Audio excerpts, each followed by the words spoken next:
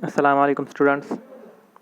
आज हम social studies की स्टडी करेंगे, क्लास 5th।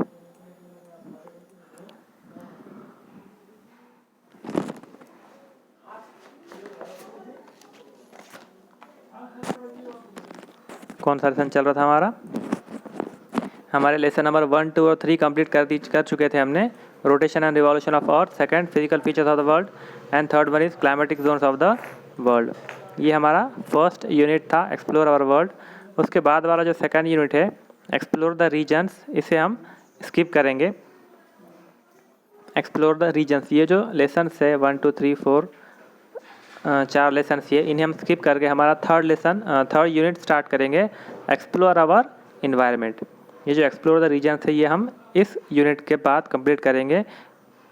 अगर हमारे पास वक्त रहा, हम कर सके तो हम लास्ट में ये यूनिट को कंप्लीट करेंगे। अभी हम एक्सप्लोर आवर इन्वायरमेंट, इस थर्ड यूनिट को हम स्टार्ट करेंगे। उसके अंदर फर्स्ट लेसन है realms of the earth, lesson number 8। ये हम आज स्टार्ट करने जा रहे हैं। Realms of the earth. The earth consists of 4 realms or spheres which form the natural environment for people, animals and plants to live in. They are lithosphere, hydrosphere, atmosphere and biosphere. हमारे जो अर्थ है उसके 4 spheres होते हैं। ये हम बहुत starting से स्टडी करते आ रहे हैं ना, एटमॉस्फेयर, हाइड्रोस्फेयर, लिथोस्फेयर। इन स्फेयर्स की हम बहुत स्टार्टिंग से स्टडी करते आ रहे हैं और हमें पता है कि ये जो 3 बेसिक स्फेयर्स है, उसके बाद जो चौथा स्फेयर है वो कौन सा है?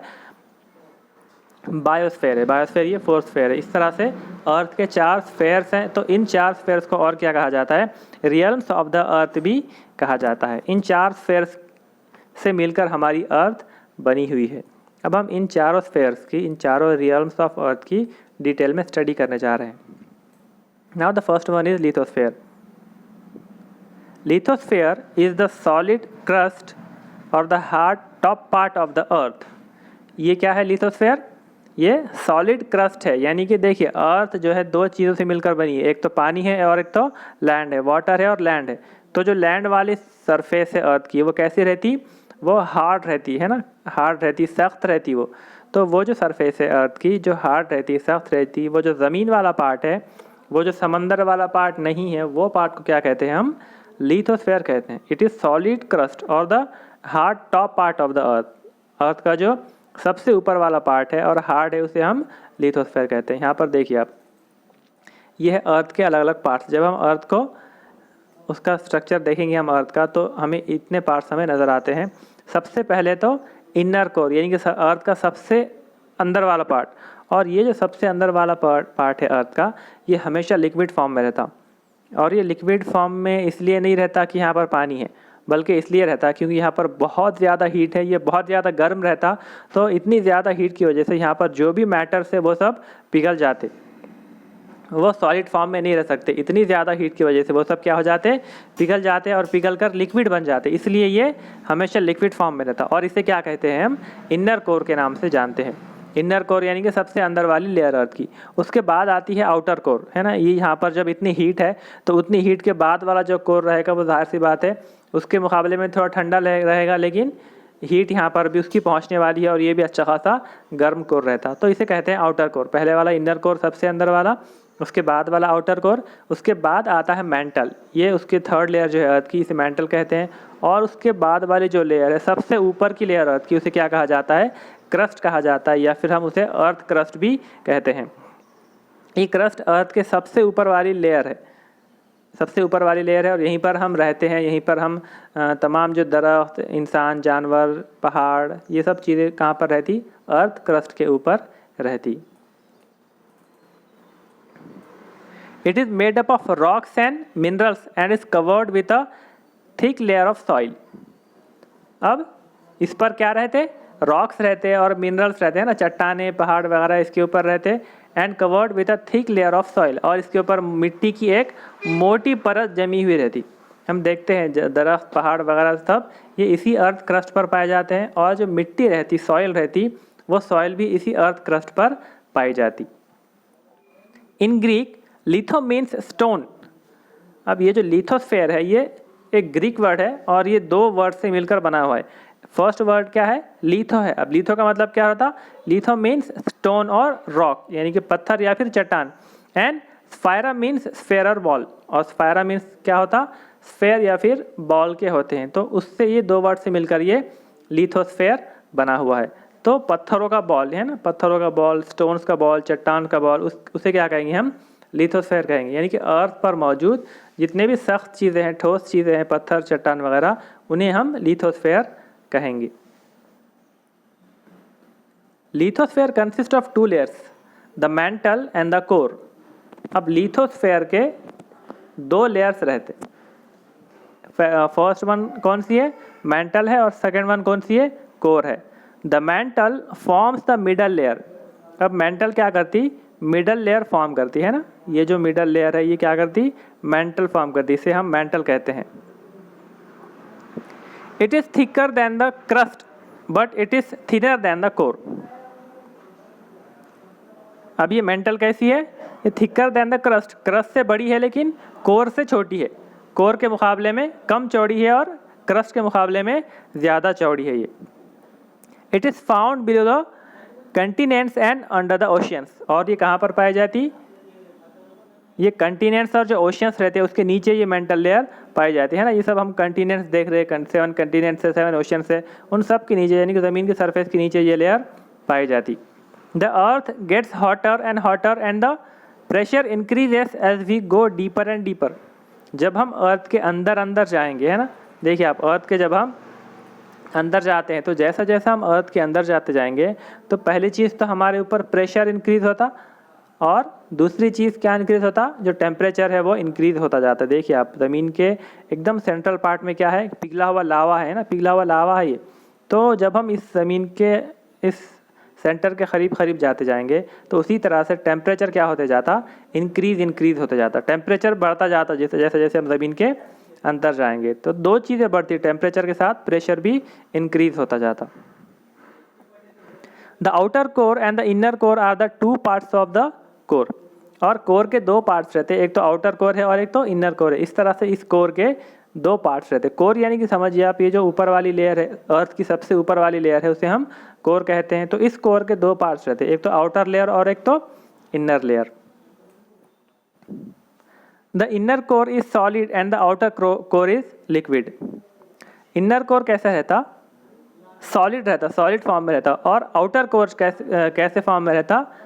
लिक्विड फॉर्म में रहता।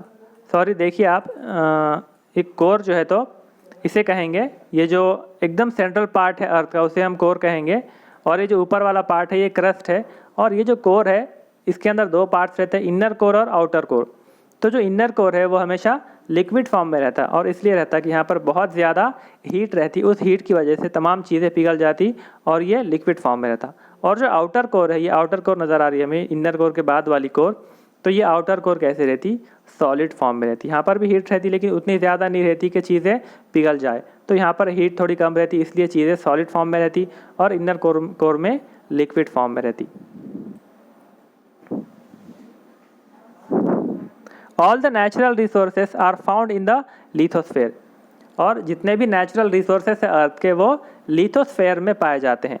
Metallic and non metallic minerals are found in the lithosphere. और जो मेटेलिक मिनरल्स है और जो नॉन मेटेलिक मिनरल्स भी है वो कहाँ पर पाए जाते हैं? लिथोस्फेयर में पाए जाते। This layer is very important as it has soil on which plants grow. और ये जो लिथोस्फेयर है इसकी अहमियत और किस वजह से है? क्योंकि इसके ऊपर सॉइल पाई जाती है ना। मिट्टी कहाँ पर रहती? लिथोस्फेयर में ही मिट्टी रहती। जो लिथोस्फेयर के अलावा जो पार्ट्स है अर्थ के, वहाँ पर कभी मिट्टी नहीं पाई जाती है ना। समंदर में आपको मिट्टी नहीं मिलेगी, तो लिथोस्फेयर में मिट्टी पाई जाती, सॉइल पाई जाती। और सॉइल क्यों अहम है? क्योंकि इसके अंदर प्लांट्स ग्रो होते, तो प्लांट्स के ग्रोथ के लिए सॉइल अहम है, और सॉइल लिथोस्फेयर में पाई जाती, इसलिए लिथोस्फेयर बहुत ज़्यादा अहमियत वाला स्फेयर है। अब सेकंड वाला स्फेयर है हाइड्रोस्फेयर।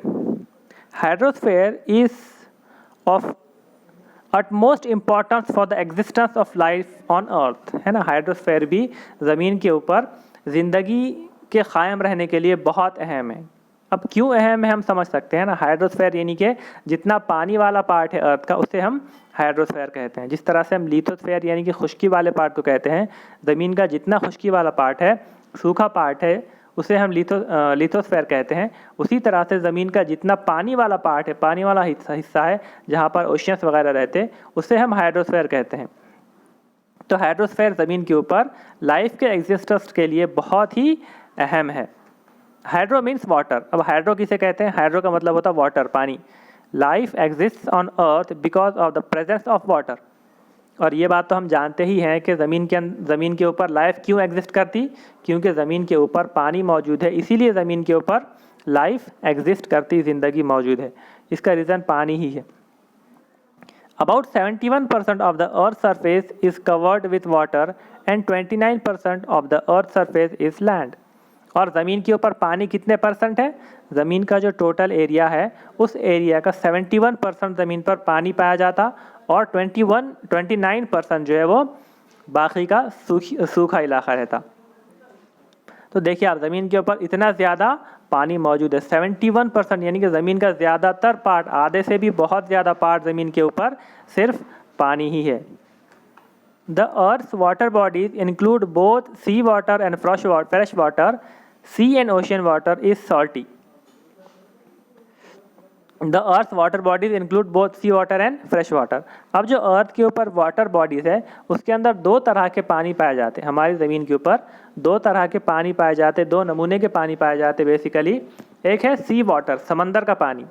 समंदर का पानी, उसकी खासियत ये रहती कि वो खारा रहता, उसको हम पी नहीं सकते, उसको हम यूज़ नहीं कर सकते, है ना, इसलिए वो यूज़लेस रहता हमारे लिए। लेकिन फिर भी बहुत से कामों में उससे हम इस्तेमाल करते, हम बहुत से फ़ायदे हासिल करते समंदर से, लेकिन बहरहाल वो खारा पानी रहता, इसलिए उसे सी वाटर कहा जाता है। और दूसरे टाइप का कौन सा वाटर है? Fresh water. Sea water and fresh water. Fresh water यानी कि जो हम इस्तेमाल कर सकते, जो मीठा पानी रहता जिसे हम पी सकते, जो हमारे देगर ज़रूरियात के कामों के लिए इस्तेमाल में आता, उसे हम फ्रेश वाटर कहते हैं। और ये फ्रेश वाटर कहाँ पर पाया जाता? डैम्स में पाया जाता, नदियों में पाया जाता। हम जब बोर करते हैं तो उसके अंदर फ्रेश वाटर रहता, हम जब कुआं खोदते हैं तो उसके अंदर फ्रेश वाटर रहता, जो लेक्स रहते हैं उन लेक्स के अंदर भी फ्रेश वाटर पाया जाता। तो ये फ्रेश वाटर के रिसोर्सेस से ज़राए है। Sea and ocean water is salty, है ना, समंदर का पानी सॉल्टी रहता, खारा रहता। Rivers, lake and ponds are the sources of fresh water. अब जो रिवर्स, लेक्स और पॉन्ड्स है वो फ्रेश वाटर के सोर्सेस है, वहाँ पर हमें फ्रेश वाटर मिलता। Due to evaporation, condensation and precipitation, water is constantly in motion. अब ये तीन प्रोसेसेस है, इसके बारे में भी हमने बहुत डीपली स्टडी की है फिफ्थ क्लास में। फर्स्ट है इवापोरेशन। इवेपोरेशन यानी कि पानी जब भाप बनकर ऊपर उठता तो उसे हम क्या कहते हैं? इवेपोरेशन कहते हैं। चाहे वो ज़मीन के किसी भी पार्ट से क्यों ना हो, समंदर का पानी धूप की वजह से भाप बनकर उड़ता, और लैंड ज़मीन के ऊपर का भी जो पानी है वो भाप बनकर उड़ता रहता, और भी बहुत सी जगहों से पानी क्या होता? इवेपोरेट होता। तो उसे हम क्या कहते हैं? उस प्रोसेस को, पानी के भाप बन के उड़ने के प्रोसेस को हम इवेपोरेशन कहते हैं। कंडेंसेशन यानी कि जब पानी भाप बनकर उड़ जाता तो उसके बाद वो एक जगह जाकर जमा हो जाता, बादलों के फॉर्म में, बादलों की सूरत में वो पानी एक जगह क्या हो जाता? जमा हो जाता ऊपर बादलों में, उसे कहते हैं कंडेंसेशन। और प्रेसिपिटेशन यानी कि वो पानी क्या होता? भाप ऊपर जाने के बाद बादलों के फॉर्म में क्या होता? जमा होने के बाद पानी बनकर ज़मीन पर गिरता, तो उसे क्या कहते हैं? प्रेसिपिटेशन कहते हैं। देखिए आप, ये प्रोसेस है, पानी आ रहा, बारिश आ रही, पहले शुरू पानी जमा हो गया, ये अंडरग्राउंड वाटर है, ये फिर जब अंडरग्राउंड वाटर इस तरह से बाहर निकलता तो हम उसे स्प्रिंग कहते हैं, झरना कहते हैं। फिर नदियों में पानी आता, तालाबों में पानी आता, फिर धूप की वजह से वो पानी ऊपर उड़ जाता, तो उसे क्या कहते हैं? हम इवेपोरेशन कहते हैं। ये वाटर वेपर्स जमा हो जाते हैं, इस तरह से जमा हो जाते हैं, तो उसे हम क्या कहते हैं? क्लाउड्स कहते हैं, बादल कहते हैं। Condensation, cloud formation, condensed cloud form होते हैं ना, पानी से भरे हुए क्लाउड्स, बादल फॉर्म होते हैं। फिर वो बादलों में क्या होता है? जब वो जो वाटर वेपर्स रहते हैं बहुत ज़्यादा ठंडे हो जाते, कूल डाउन हो जाते, तो वो वाटर वेपर्स एक दूसरे से मिलना शुरू होते। वो जब छोटे छोटे वाटर वेपर्स एक दूसरे से मिलते तो पानी के ड्रॉप्स बनाते। फिर पानी के ड्रॉप्स बनने के बाद क्या होता? वो ज़्यादा वेटेड हो जाते, और वेटेड ड्रॉप्स होने की वजह से वो ज़मीन पर गिरना शुरू हो जाते। तो जब इतने सारे ड्रॉप्स एक साथ ज़मीन पर गिरते तो हम उसे क्या कहते हैं? रेन कहते हैं, और इसे साइंटिफिक लैंग्वेज में क्या कहा जाता है? प्रेसिपिटेशन कहा जाता है। Water is constantly in motion. तो इस तरह से ये तीनों प्रोसेस की वजह से क्या होता? वाटर कंटिन्यूसली मोशन में रहता। ज़मीन पर का पानी कभी एक जगह ठहरा नहीं रहता, बल्कि वो ज़मीन पर गिरता, फिर भाप बन के ऊपर उड़ जाता, फिर बादल बन जाते, फिर नीचे गिरता, फिर ऊपर जाता। इस तरह से ये साइकिल जो है कंटिन्यूसली चलते रहता। तो हम बोल सकते कह सकते हैं कि water is continuously in motion. Water हर वक्त कैसे रहता, हरकत में रहता। When the sun is hot during the daytime, water evaporates from rivers, lakes, ponds, oceans and rises as water vapor into the atmosphere. जब दिन के टाइम में, दिन के वक्त में सूरज गर्म रहता तो इन तमाम जगहों से क्या होता, वाटर वेपर्स के फॉर्म में ऊपर उठना शुरू हो जाता, भाप बनकर उड़ जाता। When this water vapor is cools, it changes into water droplets and falls on the earth as rain. और जब ये बहुत से वाटर वेपर्स एक साथ एटमॉस्फेयर में जमा हो जाते तो वो कूल डाउन होते, ठंडे होते, और ठंडे होने के बाद क्या होता, वो वाटर वेपर्स एक दूसरे से मिलना शुरू होते और मिलने के बाद बारिश की सूरत में ज़मीन पर बरसने लगते। It keeps changing from one form to another in a cyclic manner. और ये जो प्रोसेस है वाटर साइकिलिंग का, ये कंटिन्यूसली चलते रहता है। एक फॉर्म से दूसरे फॉर्म में वाटर कन्वर्ट होते रहता। वाटर से वाटर वेपर बनता, फिर वाटर वेपर से वाटर बनता, फिर वाटर से वाटर वेपर, फिर वाटर वेपर से वाटर। तो इस तरह से ये साइकिल कंटिन्यूसली चल रहा है। This entire process is called water cycle और हाइड्रोलॉजिकल साइकिल। और ये जो साइकिल है इसे क्या कहा जाता है, वाटर साइकिल और हाइड्रोलॉजिकल साइकिल इसे कहा जाता है। This cycle is clearly mentioned in the holy Quran. Can you find out the name of the chapter and the verse, है ना। ये जो साइकिल है वाटर साइकिल, कुरान में अल्लाह ताला ने पहले ही बयान कर दिया कि हम वाटर को इस तरह से साइक्लिक मैनर में चलाते रहते। तो हमें क्या करना है, उस वर्स को ढूंढकर निकालना है। Water is needed for many purposes like drinking, washing, bathing, cultivation of crops etcetera. Also waterways is the oldest mode of transportation. The fish in the water is a source of food for us. अब हम water को बहुत अलग अलग तरीक़ों से इस्तेमाल करते हैं ना, पीने के लिए, कपड़े धोने के लिए, नहाने के लिए, कल्टीवेशन ऑफ क्रॉप्स, फसल उगाने के लिए, है ना। इन कामों के लिए हम वाटर को रोज़ाना डे टू डे यूज़ करते हैं। इसके अलावा water veg is the oldest mode of transportation, यानी कि सफ़र करने के लिए भी हम वाटर को यूज़ करते हैं। समंदर में बड़े बड़े कश्ती, बड़े बड़े नाव है ना, ट्रैवल करती, तो ट्रांसपोर्टेशन के लिए, ट्रैवल के लिए भी वाटर को यूज़ किया जाता है। और बहुत पुराने ज़माने से इसको यूज़ किया जाता है ट्रांसपोर्टेशन के लिए। और पानी में जो मछलियाँ रहती है वो भी इंसानों की बहुत सदियों पुरानी एक अच्छी ग़िज़ा है। When rain falls, the water seeps into the soil or flows down into the river, which finally flows and joins the oceans and seas. On the whole, the water on the earth remains constant over time with this process. अब क्या होता, हम देखते गर्मी के दिनों में तो वाटर इवेपोरेट हो गया है ना, भाप बनकर चला गया। बहुत सी जगहों का पानी कम हो जाता, उसकी वजह से वाटर लेवल डाउन हो जाता, पानी ख़त्म हो जाता। लेकिन उसके बाद क्या होता, बारिश आती और दुनिया में तमाम जगहों का पानी क्या हो जाता, फिर से लेवल हो जाता, फिर से नदियाँ भर जाती, फिर से तालाब भर जाते, फिर से डैम भर जाते, फिर से बोर को पानी आ जाता, कुओं में पानी आ जाता। और जो एक्सेस वाटर है, जो ज़ायद पानी है, जो कहीं पर भी उसके लिए जगह नहीं है, तो वो पानी क्या होता, बहते हुए नदियों में चला जाता। और जब छोटी छोटी नदियाँ ज्वाइन होती तो वो बड़ी नदियाँ बनाती, और वो बड़ी नदी कहाँ पर जाकर मिल जाती, किसी ओशियन में, किसी सी में जाकर वो गिर जाती। यानी कि जो समंदर का पानी भाप बनकर उड़ गया था वो वापस से क्या हो जाता, फिर से समंदर में आ जाता, फिर से वो भाप बनकर चला जाता, फिर से नदियों की मदद से समंदर में आ जाता। तो ये कंटिन्यूस साइकिल है जो हज़ारों लाखों साल से चलते आ रहा है और क़यामत तक चलता रहेगा। Now the third sphere of earth is atmosphere. The atmosphere consist of various gases which surrounds the earth. Atmosphere किसे कहते हैं, हमारी अर्थ के अतराफ में जो अलग अलग गैसेस मौजूद है, जो एटमॉस्फेयर, जो फ़िज़ा मौजूद है, जो हवा नज़र नहीं आती हमें, उसे क्या कहते हैं, एटमॉस्फेयर कहते हैं। जो हवा का एक परत है अर्थ के चारों तरफ में, उसे हम एटमॉस्फेयर कहते हैं। These gases have neither colour nor order. और ये जो गैसेस पाई जाती है ज़मीन के ऊपर, इनका कोई कलर भी नहीं होता और इनकी कोई बो भी नहीं होती, कोई सेंट भी नहीं होती, है ना। ऑर्डर यानी कि उनकी जो सेंट रहती है वो भी नहीं होती इनके अंदर। The atmosphere is held in place with the gravitational pull of the earth. This atmosphere extends beyond 1500 kilometers above the earth. अब ये जो एटमॉस्फेयर है ये ज़मीन के ऊपर कितने ऊपर तक रहता है, ये 1500 किलोमीटर्स अबव द अर्थ। अर्थ के ऊपर से, अर्थ के सरफेस से 1500 किलोमीटर दूर तक ये एटमॉस्फेयर मौजूद रहता। It is densest in the lower layers and 97% of its lies with in 25 kilometre of the earth surface. अब ये जो लोअर लेयर्स में यानी कि ज़मीन के अतराफ में, ज़मीन के करीब में ये कैसा रहता, बहुत ज़्यादा डेंस रहता। डेंस यानी कि जितनी ज़्यादा क्वांटिटी में एयर वगैरह अलग अलग गैसेस की क्वांटिटी है वो ज़मीन के करीब पाई जाती, और हम जैसे जैसे ज़मीन से दूर जाते जाएंगे तो एटमॉस्फेयर के अंदर जो गैस का लेवल है, परसेंटेज है, वो कम होता जाता। और 97% of its lies between 25 kilometre of the earth surface.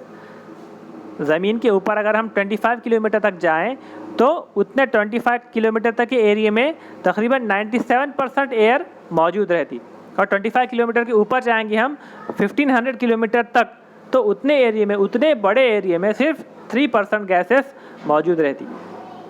इसका मतलब ये है कि अगर हम जैसा जैसा ज़मीन से ऊपर जाते जाएंगे तो हमें सांस लेने में दुश्वारी महसूस होती जाएगी, यानी कि उसके अंदर ऑक्सीजन है ही नहीं। ऑक्सीजन कहाँ पर है? सब में ज़्यादा ऑक्सीजन ज़मीन के करीब है। ज़मीन के करीब का जो लेवल है उसके अंदर सब में ज़्यादा ऑक्सीजन पाई जाती, और हम जैसा जैसा ज़मीन से दूर जाते जाएंगे, ऊपर जाते जाएंगे तो हमें ऑक्सीजन की कमी महसूस होना शुरू होती जाएगी। Atmosphere shields the life on earth from the harmful rays of the sun. अब एटमॉस्फेयर का और एक काम क्या है? एक तो इसके अंदर बहुत सी नमूनों की गैसेस रहती, और हम इसकी वजह से सांस ले पाते हैं ना। ऑक्सीजन भी इसी एयर के अंदर मौजूद है, इसी एटमॉस्फेयर में मौजूद है oxygen. Plants carbon dioxide use करते हैं, वो भी इसी एटमॉस्फेयर में मौजूद है। तो ये अर्थ पर इंसानों को और प्लांट्स को ज़िंदा रहने में मदद करती, हमारे लिए जो ज़रूरी गैसेस है वो प्रोवाइड करती। अब इसका दूसरा काम क्या है? Atmosphere shields the life on earth from the harmful rays of the sun. हमारा जो सन है ये एक बहुत बड़ा आँख का गोला है, और इसके अंदर से सिर्फ धूप नहीं आती बल्कि बहुत सी ऐसी रेज आती जो हमारे लिए, इंसानों के लिए और प्लांट्स के लिए बहुत ही ज़्यादा नुकसानदायक है। यानी कि सूरज की जो सन रेज है वो डायरेक्टली हमारे ज़मीन पर आना शुरू हो जाए तो ज़मीन के ऊपर से लाइफ ही ख़त्म हो जा सकती, ज़िंदगी ज़मीन पर से ख़त्म हो सकती है अगर सन रेज डायरेक्टली ज़मीन पर आना शुरू हो जाए। तो ये एटमॉस्फेयर क्या करती है? जो सन रेज आती है उनमें से जो हार्मफुल रेज है उनको फ़िल्टर करती है ना। हमने देखा था ओजोन लेयर है ज़मीन के ऊपर, एटमॉस्फेयर में एक ओजोन लेयर नाम की लेयर है जो सन से आने वाली जो हार्मफुल रेज है, अल्ट्रावायलेट रेज है, उन्हें फ़िल्टर करती, उन्हें वहीं पर रोक देती, और ऐसी रेज जो हमारे लिए फ़ायदेमंद है उन्हीं को ज़मीन पर आने देती, बाकी तमाम रेज वहीं पर रोक दी जाती। It consist of various gases in different proportions. और ये जो एटमॉस्फेयर है इसके अंदर अलग अलग गैसेस अलग अलग प्रोपोर्शन में मौजूद रहती है। देखिए यहाँ पर दिया उसने, नाइट्रोजन है, ऑक्सीजन है, कार्बन डाइऑक्साइड है, आर्गन है, और ऑल अदर गैसेस, यानी इसके अलावा बहुत सी गैसेस ज़मीन पर पाई जाती है एटमॉस्फेयर में। Nitrogen is the most abundant gas present in it. 78% of the total atmosphere compares of nitrogen. ज़मीन के ऊपर एटमॉस्फेयर में जितनी भी गैसेस है उनके अंदर सब में ज़्यादा गैस कौन सी पाई जाती? नाइट्रोजन ये गैस पाई जाती, और नाइट्रोजन जो है तकरीबन 78% एटमॉस्फेयर में सिर्फ और सिर्फ नाइट्रोजन गैस रहती। 21% of the gas present is oxygen. अब जो सेकंड लार्जेस्ट गैस है एटमॉस्फेयर में मौजूद वो क्या है? ऑक्सीजन है। कितने परसेंट है ये? 21% है। Which is important for the survival of all living organisms on earth. और ये ऑक्सीजन क्यों काम आती? ज़मीन पर जितने भी लिविंग थिंग्स हैं उनके ज़िंदा रहने के लिए ऑक्सीजन, इस गैस का यूज़ किया जाता है। Carbon dioxide, hydrogen and other rare gases such as krypton, argon and helium are also found. और इसके अलावा और कौन सी गैसेस है हमारे एटमॉस्फेयर में? कार्बन डाइऑक्साइड है जो कि प्लांट्स यूज़ करते उनकी फूड प्रिपरेशन में, फोटोसिंथेसिस में। हाइड्रोजन है और अदर गैसेस भी such as krypton, argon, helium are found in the atmosphere. ये गैसेस भी एटमॉस्फेयर में पाई जाती। Plants require carbon dioxide for preparation of their own food. हमने स्टडी किया था है ना, प्लांट्स को अपनी फूड प्रिपेयर करने के लिए किस गैस की ज़रूरत रहती? कार्बन डाइऑक्साइड, इस गैस की ज़रूरत रहती। Water vapour in the atmosphere helps in controlling the temperature and also helps in the rainfall. अब इस एटमॉस्फेयर में और एक चीज़ रहती है, गैसेस के अलावा इसके अंदर वाटर वेपर्स भी पाए जाते हैं। हम जो देखते हैं वाटर भाप बनकर, पानी भाप बनकर हवा में उड़ रहा है, तो वाटर वेपर्स वो कहाँ पर जाते हैं? वो हमारे एटमॉस्फेयर में ही अतराफ में घूमते रहते। आपने पानी को गर्म होते हुए देखा होगा, जब पानी गर्म होता तो उसके अंदर से भाप निकलती है ना, वाटर वेपर्स निकलते, और वो वाटर वेपर्स कहाँ पर जाते, हमारे एटमॉस्फेयर में घूमते रहते, सर्कुलेट होते रहते। तो वो वाटर वेपर्स के दो फंक्शंस है।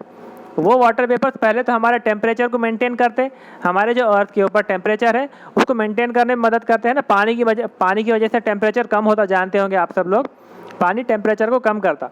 तो ये वाटर वेपर्स क्या करते, एटमॉस्फेयर में जाकर टेम्परेचर को मेंटेन करते, और दूसरा काम क्या करते, बारिश बरसाने का काम भी इस वाटर वेपर्स की वजह से होता। जब ये वाटर वेपर्स बहुत ज़्यादा क्वांटिटी में जमा हो जाते तो उसकी वजह से ज़मीन पर बरसात होती। One of the most important layers of atmosphere is the ozone layer, which is essential for our survival on the earth, and it also maintains the optimum temperature. अब ओजोन लेयर के दो काम है ना। ये एक बहुत ही अहम लेयर है, इसे हम एक प्रोटेक्टिव शील्ड भी कह सकते हैं, ज़मीन की प्रोटेक्टिव शील्ड ऑफ अर्थ भी हम कह सकते हैं ओजोन लेयर की। क्या काम करती है ओजोन लेयर, सन के तरफ से आने वाले जो हार्मफुल रेस है, अल्ट्रावायलेट रेस, उनसे ये ज़मीन को बचाती, महफूज रखती, और ज़मीन का जो टेम्परेचर है उसे मेंटेन करने में भी ये ओजोन लेयर मदद करती है, हेल्प करती है। अब लास्ट वन है बायोस्फीयर। लास्ट हमारा जो स्फीयर है वो कौन सा है, बायोस्फीयर है। Biosphere includes parts of the atmosphere, lithosphere and hydrosphere where human, animal and plant life exist. अब बायोस्फीयर जो है ये तीनों स्फीयर को मिलाकर बनता है। बायोस्फीयर, एटमॉस्फेयर, हाइड्रोस्फीयर और लिथोस्फीयर, तीनों स्फीयर के अंदर जो लिविंग थिंग्स पाई जाती है, उन लिविंग थिंग्स को क्या कहते हैं, हम बायोस्फीयर कहते हैं। यानी कि लिविंग वर्ल्ड है एक तरह का है बायोस्फीयर, यानी कि एक तरह का लिविंग स्फीयर है जिसके अंदर जिंदा चीज़ें पाई जाती है, जिंदा चीज़ों को काउंट किया जाता है, उसे हम बायोस्फीयर कह सकते हैं। और ये लिविंग थिंग्स कहाँ कहाँ पर पाई जाती, ये हाइड्रोस्फीयर में भी हो सकती, ये लिथोस्फीयर में भी हो सकती है, और ये एटमॉस्फेयर में भी हो सकती। Each living being needs a specific environment for it to survive. This environment is called its habitat. अब हर लिविंग थिंग जो है, हर जिंदा चीज़, उसको ज़िंदा रहने के लिए एक स्पेसिफिक इन्वायरमेंट की ज़रूरत पड़ती। एक मखसूस इन्वायरमेंट में कोई लिविंग थिंग ज़िंदा रह सकती। मिसाल के तौर पे आप मछली को ले लीजिए, मछली को ज़िंदा रहने के लिए पानी ज़रूरी है ना, उसका जो इन्वायरमेंट है, लिविंग इन्वायरमेंट है, वो वाटर है। हम मछली को निकाल कर अपने टेबल पर नहीं रख सकते, हम अपने रूम में नहीं रख सकते है ना, वो ज़िंदा नहीं रहेगी, मर जाएगी।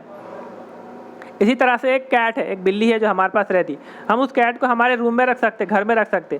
अगर हम उसे ये कहेंगे कि भाई पानी में मछली ज़िंदा रह रही, इस कैट को भी हम पानी में रखेंगे तो वो ज़िंदा नहीं रह सकती है ना, हम पानी में डाल देंगे उसे तो मर जाएगी वो। तो इसी तरह से हर लिविंग थिंग को ज़िंदा रहने के लिए एक मखसूस इन्वायरमेंट की ज़रूरत पड़ती है। तो उस इन्वायरमेंट को क्या कहा जाता है, उसका हैबिटेट कहा जाता है। हैबिटेट का मतलब समझना है आपको, अहम चीज़ है ये। हैबिटेट यानी कि हर लिविंग थिंग जिस माहौल में ज़िंदा रहती है, हर लिविंग थिंग के लिए हर लिविंग थिंग को ज़िंदा रहने के लिए जिस माहौल की ज़रूरत पड़ती, उस माहौल को, उस इन्वायरमेंट को, उसका हैबिटेट कहा जाता है। और हैबिटेट ये जो है living thing to living thing change होता रहता है, हर लिविंग थिंग के हिसाब से अलग तरह का हैबिटेट होना चाहिए, मौजूद होता है। The community of living organisms in conjunction with the non-living components of their environment, such as air, water, soil and minerals interacting a system is called an ecosystem. अब इकोसिस्टम की यहाँ पर डेफिनेशन दी गई है। क्या डेफिनेशन है ecosystem की? The community of living organisms, living organisms की कम्युनिटी, जितने भी लिविंग ऑर्गेनिजम्स ज़मीन के ऊपर पाए जाते हैं, in conjugation with the non living components, किसके साथ? उनके लिए जो ज़रूरी नॉन लिविंग कंपोनेंट्स है। देखिए लिविंग थिंग को ज़िंदा रहने के लिए नॉन लिविंग थिंग की ज़रूरत पड़ती। हम एक लिविंग थिंग है, इंसान है ना, और हमें ऑक्सीजन की ज़रूरत है, तो ऑक्सीजन एक नॉन लिविंग थिंग है। इसी तरह से प्लांट एक लिविंग थिंग है और उन्हें कार्बन डाइऑक्साइड की ज़रूरत है, वो एक नॉन लिविंग थिंग है। उसी तरह से इंसान एक लिविंग थिंग है, और जिस घर में हम रहते हैं वो घर नॉन लिविंग थिंग है। यानी कि लिविंग थिंग्स को ज़िंदा रहने के लिए नॉन लिविंग थिंग्स की ज़रूरत पड़ती। तो ये जो दोनों का इश्तिराक है, living thing with non living thing, इसे क्या कहेंगे हम? इकोसिस्टम कहेंगे। लिविंग थिंग है, उन्हें ज़िंदा रहने के लिए नॉन लिविंग थिंग्स की ज़रूरत पड़ रही।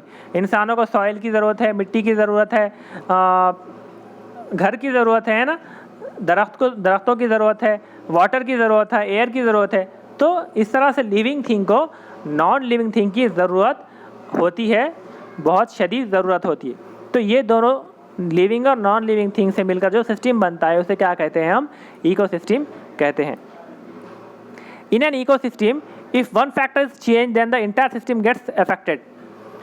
अब किसी भी इकोसिस्टम में अगर कोई एक फैक्टर चेंज हो रहा तो उसकी वजह से, उस एक फैक्टर की वजह से पूरा इकोसिस्टम पे क्या होता फ़र्क पड़ता। अगर इकोसिस्टम का किसी एक फैक्टर भी ख़राब हो रहा है, उसके ऊपर इफेक्ट पड़ रहा है, तो उसकी वजह से पूरा का पूरा इकोसिस्टम कोलैप्स हो सकता है, उसका इफेक्ट उसके ऊपर पड़ सकता। इफ़ वाटर और air is polluted the heat increases leading to global warming.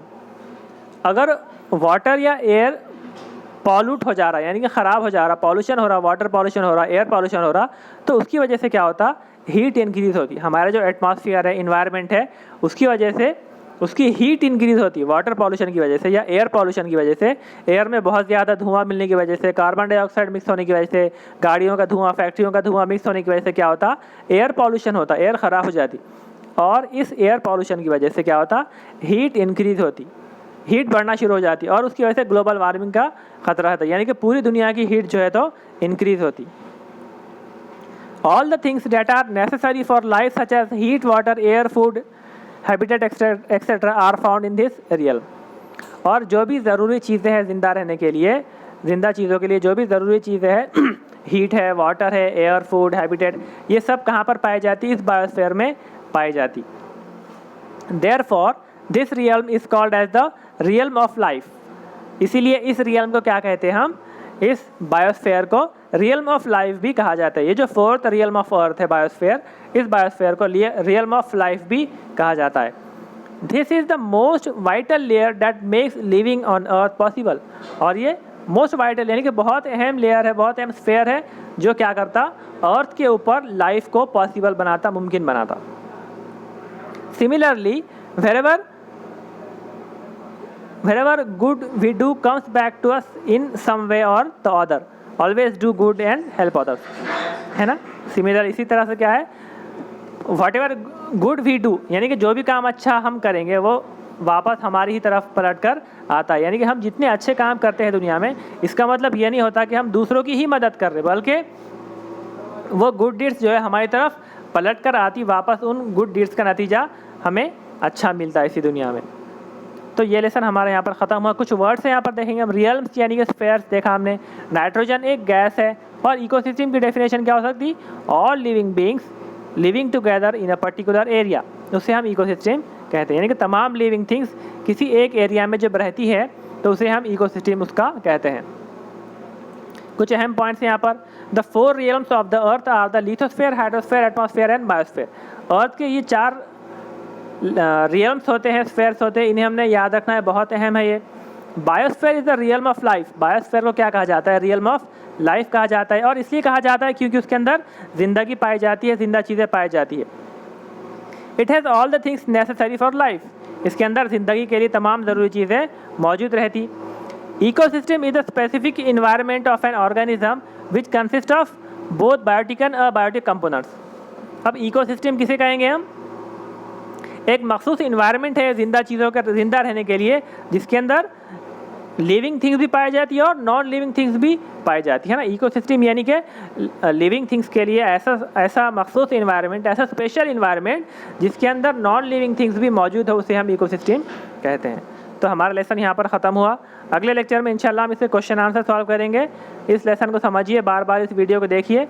हम आज का लेसन ख़त्म करते हैं। थैंक यू, जज़ाकल्लाह, अस्सलाम वालेकुम।